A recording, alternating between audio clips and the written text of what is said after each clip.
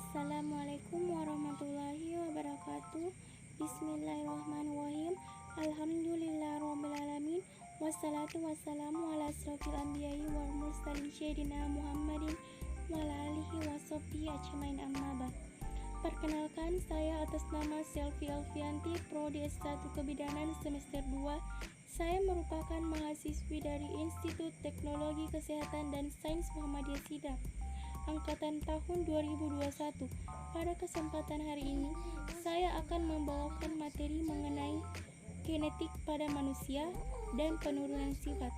Untuk memahami materi genetik pada manusia dan penurunan sifat, sebaiknya simak video berikut ini. Baiklah, langsung saja kita membahas materi genetik pada manusia dan penurunan sifat. Terlebih dahulu, kita harus mengetahui pengertian genetik. Apa sih itu genetik? Genetik disebut juga ilmu keturunan, berasal dari kata genos atau bahasa Latin yang artinya suku, bangsa, atau asal-usul. Dalam ilmu ini dipelajari bagaimana sifat-sifat keturunan atau hereditas itu diwariskan kepada generasi penerus, disertai dengan kompleksitas variasi yang mungkin timbul di dalamnya. Selanjutnya, sejarah perkembangan. Pengetahuan genetik sudah ada sebelum abad 19 yang disebut masa Pramandel. Bangsa Babilonia 6000 tahun yang lampau telah menyusun silsilah kuda untuk memperbaiki keturunannya.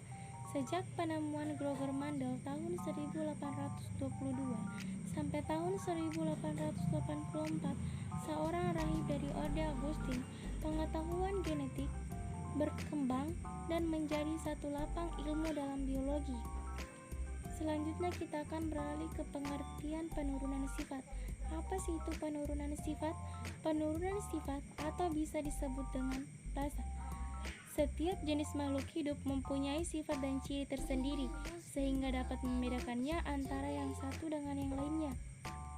Sifat atau ciri yang dimiliki oleh setiap makhluk hidup ada yang dapat diturunkan dan ada pula yang tidak dapat diturunkan.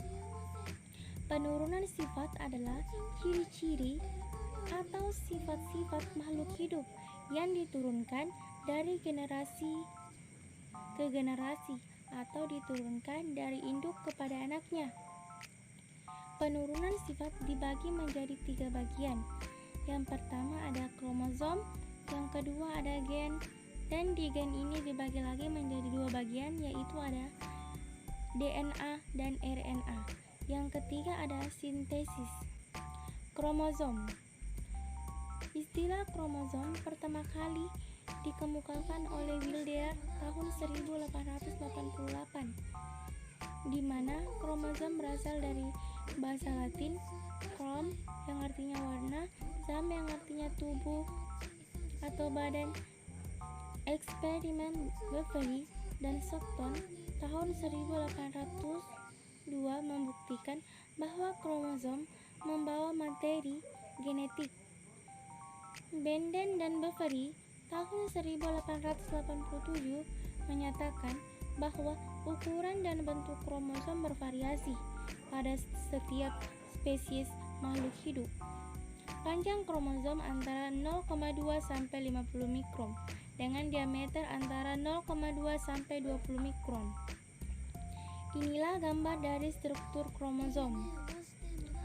Lengan pendek terdiri dari kromatid dan sentromer, sedangkan lengan panjang terdiri dari mikrotubulus dan kinetoker.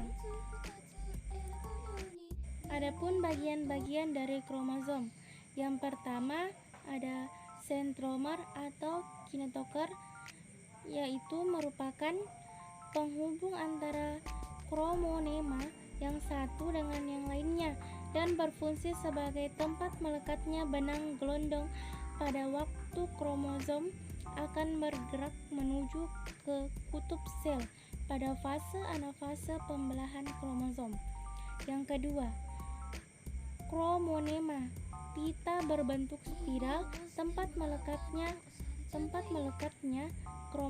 kromomer dan kromomial. Yang ketiga ada kromomer atau bisa disebut granula besar. Chromonema yang mengalami penebalan di beberapa tempat dan merupakan bahan nukleoprotein yang mengendap serta sebagai tempat lokus gen. Yang keempat ada chromiol atau granula kecil, kromosom yang mengalami sedikit penebalan. Yang kelima ada telomer, bagian yang terdapat pada ujung kromosom dan berfungsi untuk menghalangi bersambungnya kromosom satu dengan yang lainnya. Yang keenam ada matriks, cairan sitoplasma atau endoplasma yang agak memadat dan terdapat di dalam kromosom. Yang ketujuh ada lokus gen, bagian yang berfungsi sebagai tempat pembawa sifat-sifat keturunan. Yang kedelapan, selaput atau membran, lapisan tipis yang menyelimuti kromosom. Selanjutnya kita beralih ke gen. Istilah gen dikemukakan oleh Johannessen tahun 1898 untuk mengganti istilah faktor, elemen, atau determinan pada Mendel. Menurut Johannessen, gen merupakan unit terkecil dari makhluk hidup yang mengandung substansi genetika atau bisa disebut dengan hereditas. Dalam setiap tubuh makhluk hidup terdapat berjuta-juta sel. Dalam sel terdapat yang namanya inti sel atau nukleus. Di dalam nukleus inilah terdapat benda-benda yang mengatur seluruh kegiatan metabolisme tubuh. Benda-benda tersebut dinamakan kromosom. Di dalam kromosom inilah terdapat adanya gen-gen terdiri dari protein dan azan nukleat atau bisa disebut dengan DNA dan RNA serta ukuran 4-8 mikron. Di gen ini ada juga sifat-sifat dan fungsinya. Sifat-sifat dari gen yang pertama mengandung informasi genetik. Yang kedua, tiap gen mempunyai tugas dan fungsi berbeda. Yang ketiga, saat pembawaan sel dapat melakukan duplikasi. Yang keempat, terdapat dalam kromosom. Yang kelima, terbentuk dari basa nitrogen. Adapun fungsi dari gen, yaitu yang pertama menyampaikan informasi ke generasi berikutnya. Yang kedua, sebagai penentu sifat yang diturunkan. Yang ketiga, mengatur perkembangan dan metabolisme. Adapun pengertian dari DNA dan RNA. Pengertian DNA merupakan sebuah molekul yang mampu menyimpan dan menyediakan informasi genetik. Sedangkan pengertian RNA, polinukleotida yang menjadi perantara antara informasi genetik yang dibawa DNA dan ekspresi gen atau fenotip yang diwujudkan dalam bentuk protein. Adapun perbedaan DNA dan RNA. DNA hanya terdapat dalam kromosom atau nukleus, sedangkan RNA selain di nukleus juga terdapat di sitoplasma, terutama di dalam ribosom. DNA berbentuk rantai double helix, sedangkan RNA berbentuk rantai tunggal. DNA kadarnya tetap dan fungsinya mengendalikan faktor genetik dan sintesis protein, sedangkan RNA kadarnya tidak tetap dan fungsinya sebagai sintesis protein. DNA basa nitrogen terdiri atas purin, adenin A, dan guanin G, dan pirimidin, sitosin S, dan timin T. Sedangkan RNA basa nitrogennya terdiri atas purin, adenin A, dan guanin G, dan pirimidin, sitosin S dan uruzil U. DNA menggunakan deoksiribosa sebagai komponen gulanya, sedangkan RNA menggunakan ribosa sebagai komponen gulanya. Inilah gambar dari struktur DNA dan RNA. Selanjutnya kita beralih ke sintesis protein. Protein-protein yang terbentuk akan menyusun sebagai komponen di dalam tubuh.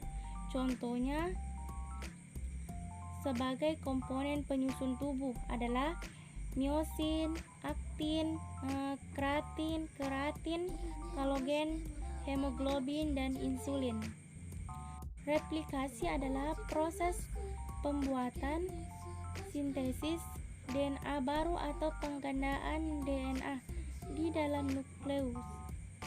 Pada saat replikasi berlangsung, DNA induk berbentuk kopian DNA anak yang sama persis sehingga DNA induk berfungsi sebagai cetakan untuk pembentukan DNA baru. Inilah gambar dari rantai replikasi. Selanjutnya, transkripsi. Pada tahap ini, DNA akan membentuk RNA. Cara menerjemahkan kode-kode genetik dari DNA. Proses pembentukan RNA ini disebut transkripsi, yang menghasilkan 3 macam RNA seperti yang telah kalian ketahui sebelumnya, yaitu mRNA, tRNA, dan rRNA. Transkripsi terjadi di dalam sitoplasma dan diawali dengan membukanya rantai ganda DNA melalui kerja enzim RNA polimerase. Inilah gambar dari rantai transkripsi. Selanjutnya, translasi. Translasi pada prokariota yang terdiri dari satu ruang. Proses transkripsi dan translasi terjadi bersama-sama. Translasi merupakan proses penerjemahan kodon-kodon pada mRNA menjadi polipeptida. Dalam proses translasi, kode genetik merupakan aturan yang penting.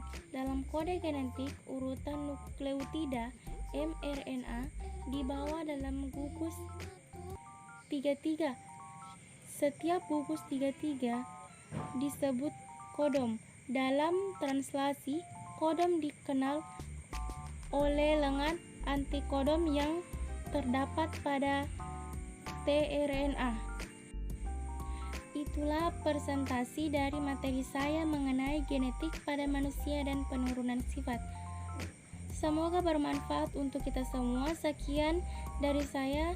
Assalamualaikum warahmatullahi wabarakatuh.